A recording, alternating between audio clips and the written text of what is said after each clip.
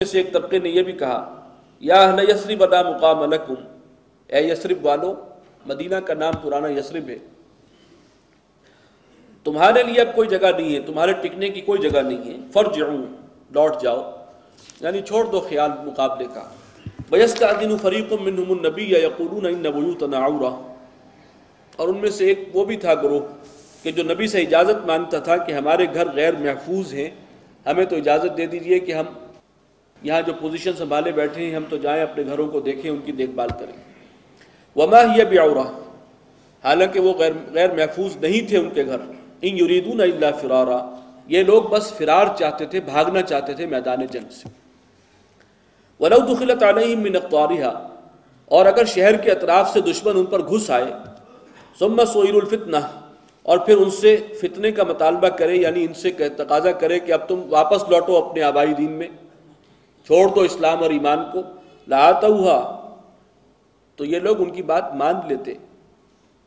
وما تلبثوا بها الا یسیرا، اور توقف نہ کرتے اس میں مگر بہت تھوڑا سا برائے نام، یعنی یہ تو مرتد ہونے کو تیار بیٹھے ہوئے۔ وَلَقَدْ كَانُوا عَاهَدُوا اللَّهَ مِنْ قَبْلُ، حالانکہ اس سے پہلے اللہ تعالیٰ ان سے عہد دے چکا ہے، لا يولون الادبار، کہ وہ پیٹھ نہیں دکھائیں گے، میدان جنگ سے بھاگیں گے نہیں، یہ اللہ سے وہ عہد کر چکے تھے۔ وَكَانَ عَهْدُ اللَّهِ مَسْئُولًا، اور جو اللہ سے عہد کیا جاتا ہے اس کی باس پرس اور پرسش ہو کر رہتی ہے۔ یہ عہد ہوا تھا غزوہ احد کے بعد، جب وہاں سے 300 منافق پہلے ہی میدان جنگ سے رستے میں ہی واپس آ گئے تھے۔ قُل لَن يَنفَعَكُمُ الْفِرَارُ إِن فَرَرْتُم مِّنَ الْمَوْتِ أَوِ الْقَتْلِ، کہہ دیجئے کہ تمہارا میدان جنگ سے بھاگنا کوئی تمہیں فائدہ نہیں پہنچا سکتا، اگر تم بھاگ رہے ہو مرنے سے یا قتل ہونے سے۔ وَإِذًا لَّا تُمَتَّعُونَ إِلَّا قَلِيلًا، اور تب بھی تم بہرہ مند نہیں ہوگے، دنیا کی نعمتوں سے فائدہ نہیں اٹھا سکو گے مگر چند دن، بہت ہی تھوڑی سی مدت۔ قُلْ مَنْ ذَا الَّذِي يَعْصِمُكُم مِّنَ اللَّهِ، کہیے ان سے کہ کون ہے جو تمہیں بچائے گا اب اللہ کی پکڑ سے۔ ان اراد بکم سوءا، اگر اللہ تعالیٰ تمہیں کوئی غضن پہنچانا چاہے، کوئی نقصان پہنچانا چاہے۔ او اراد بکم رحمہ، اور اگر اللہ تعالیٰ ارادہ فرمائے تمہارے ساتھ رحمت کا، تمہاری معافی کا، تب بھی کوئی آڑے نہیں آ سکتا۔ ولا یجدون لهم من دون اللہ ولیا ولا نصیرا، اور وہ نہیں پائیں گے اپنے لیے اللہ کے مقابلے میں کوئی حمایتی اور نہ کوئی مددگار۔ قد یعلم اللہ المعوقین منکم، اللہ تعالیٰ خوب جانتا ہے تم میں سے جو ہیں روکنے والے، خود تو رک ہی رہے تھے، دوسروں کو بھی منع کر رہے تھے۔ والقائلین لاخوانہم ہلم الینا، وہ جو کہہ رہے تھے اپنے بھائیوں سے کہ آؤ ہمارے پاس چلے آؤ، ادھر ہی آ جاؤ ہمارے ساتھ۔ ولا یاتون الباس الا قلیلا، اور یہ جنگ میں نہیں آتے، لڑائی کے لیے نہیں آتے مگر برائے نام ہی، کبھی کبھی۔ اشحۃ علیکم، تمہارے بارے میں سخت بخل کا معاملہ کرتے ہیں، بڑا دریغ رکھتے ہیں تم سے۔ فاذا جاء الخوف، اور جب خطرے کا وقت آ جائے، رأیتہم ینظرون الیک تدور اعینہم کالذی یغشی علیہ من الموت، تو تم انہیں دیکھتے ہو کہ اس طریقے سے دیدے پھرا پھرا کر تمہیں دیکھتے ہیں جیسے وہ شخص کے جس پر موت کی غشی طاری ہو گئی، یعنی خطرے کو دیکھ کر ان کی حالت جو ہے جان پر بنی ہوئی ہے، یوں ان کی آنکھیں پتھرا رہی ہیں جیسے موت کی غشی ان پر طاری ہو رہی ہے۔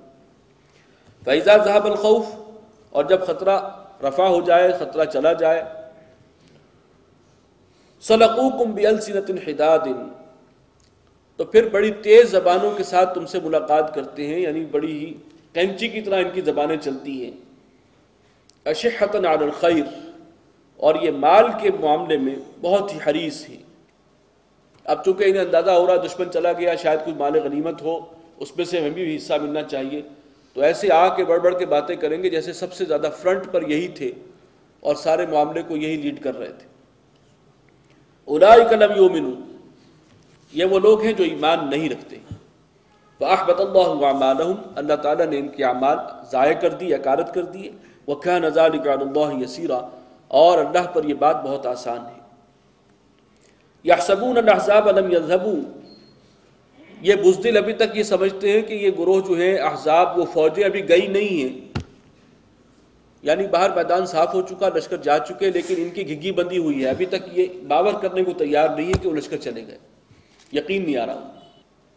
وَإِنْ يَأْتِ الْأَحْزَابُ، اور اگر وہ احزاب، وہ لشکر دوبارہ آ جائیں، یودوا لو انہم بادون فی الاعراب، تو ان کی بڑی شدید خواہش ہوگی کہ کاش کہ وہ ہوتے کہیں صحرا میں، بادیہ میں، دیہات میں، دور.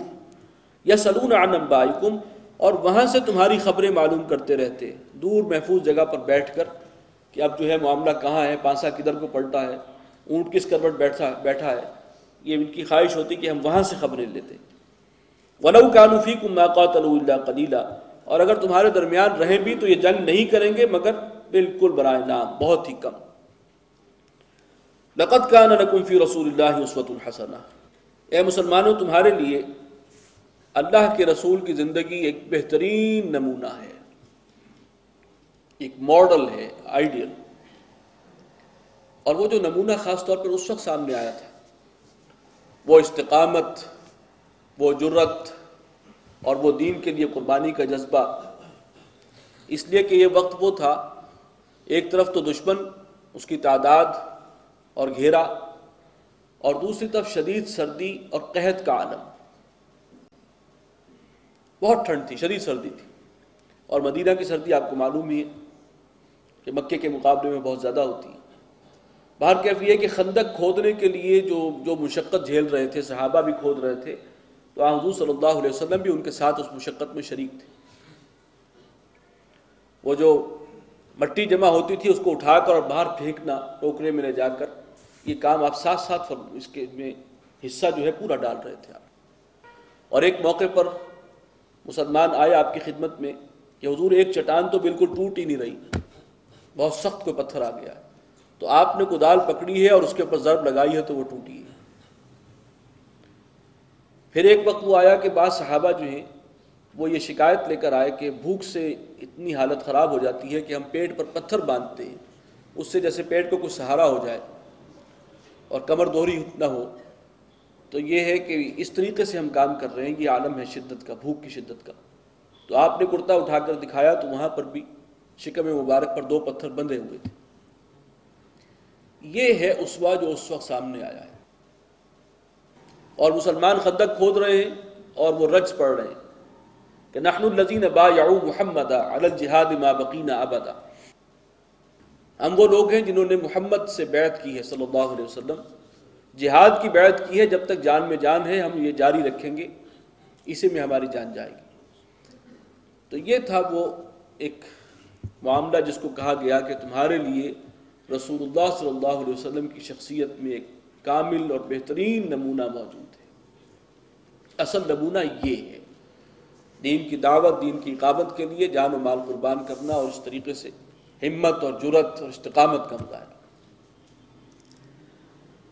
لمن کان یرجو اللہ والیوم الآخر، اور یہ نمونہ ہر اس شخص کے لیے ہے، یعنی اس سے فائدہ وہی اٹھائے گا جو اللہ اور یوم آخر کی امید رکھتا ہو، اللہ سے ملاقات اور یوم آخرت میں اللہ کے ساتھ حاضری، اس کی امید ہو یعنی یقین ہو، اور وہ ذکر کرتا ہو، وذکر اللہ کثیرا، کثرت سے اللہ کو یاد رکھتا.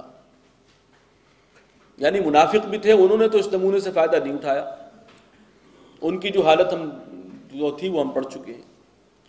لیکن جو سچے مسلمان تھے انہیں حضور صلی اللہ علیہ وسلم کو دیکھ کر اور ان کی ہمت بنتی تھی، انہوں نے فائدہ اٹھایا اس کا، چنانچہ ان کی کیفیت آگے آ رہی ہے.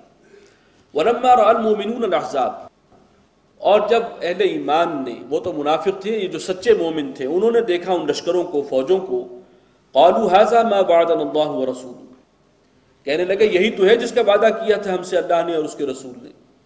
ہمیں تو پہلے کہہ دیا گیا تھا امتحان آئے گا اور مشکلات ہوں گی اور نقصان بھی اٹھانے پڑیں گے، تو یہ تو وعدہ پورا ہو رہا ہے. وَصَدَقَ اللَّهُ وَرَسُولُهُ، اور بالکل سچ کہا تھا اللہ نے اور اس کے رسول نے. وَمَا زَادَهُمْ إِلَّا إِيمَانًا وَتَسْلِيمًا، اور اس چیز نے ان کے ایمان اور سپردگی کی کیفیت، اطاعت، اس میں مزید اضافہ کیا. ان کا نفاق زبانوں پر آ گیا، ان کا ایمان اور مضبوط ہو رہا ہے. من المؤمنین رجال صدقوا ما عاهدوا الله علیہ، اہل ایمان میں وہ جواں مرد بھی ہیں، جاں باز، جنہوں نے سچ کر دکھایا وہ وعدہ جو انہوں نے اللہ سے کیا تھا. وعدہ وہی ہے، ان اللہ اشتری من المؤمنین انفسهم واموالهم بان لهم الجنہ، اللہ تعالیٰ نے اہل ایمان سے ان کی جانیں اور ان کے مال خرید لیے ہیں جنت کے عوض، بیچ چکے سب کچھ اللہ کو، تو یہ وعدہ پورا کر دیا. فمنهم من قضى نحبه، تو ان میں سے وہ بھی ہیں کہ جو اپنی